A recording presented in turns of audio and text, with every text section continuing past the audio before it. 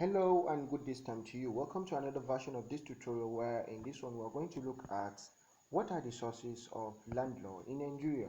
What are the sources of land law in Nigeria? So before we proceed, please don't forget to like and subscribe on the channel so that will give us a little support because we're going to upload in all these areas, all these things that are needed to be uploaded for our benefit in general. So let's bash into the notes. The first thing is the customary land tenure, received English law, Nigerian legislation, and Nigerian case law, land use act. So I'm going to be fast here because we don't have time. It's just a simplicity version. So what is customary land tenure as a source of Nigerian law? Because customary land tenure is the oldest form of legislation, it is the oldest source of Nigerian land law. We already know this. Before, all land in the region were regulated by the customs and tradition of the people. These customs are written, they are indigenous, they are divided from community to another.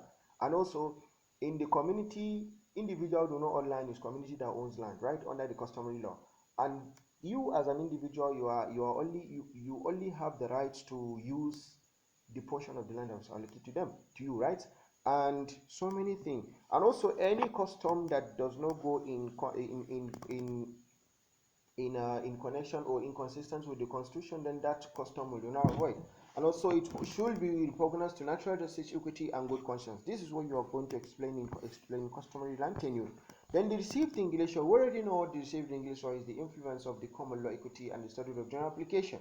The laws they brought is the received English law. So they introduced some of the laws where the formalization of land tenure and the formalization of the formalization of land registration, also the introduction of individual ownership. They brought about land conveyance of real property. They brought about equitable interest and equitable rights on property. This is just the received English law. So the received English law is the laws that come from colonization through the British. They were the common law, equity, and state of no application.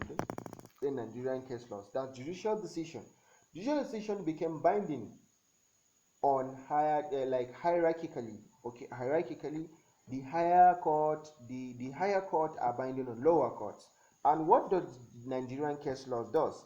Nigerian case laws is based on the interpretation of the foreign principles down to local realities we have in Nigeria.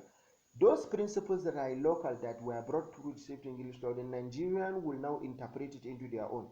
If a similar case happened, then we will now brought it and shape it and bring it back to suit our local reality. That's how case laws have been doing. So judicial decision and case laws generally form a growing source of Nigerian land law. Our court have been invited to many occasions to interpret the law of both customary and local legislation.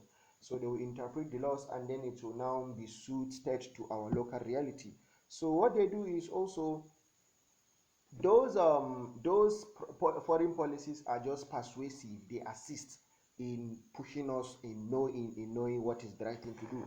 Then Nigerian legislation. Nigerian legislation is the one that enacted by our National Assembly or state houses of assembly.